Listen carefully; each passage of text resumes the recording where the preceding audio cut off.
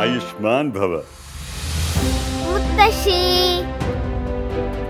ആയുഷ്മാൻ ഭവ. ആയുഷ്മാൻ ഭവ. മുത്തശ്ശന്മാരും മുത്തശ്ശിമാരും നമ്മളെ ആശീർവദിക്കുന്നു.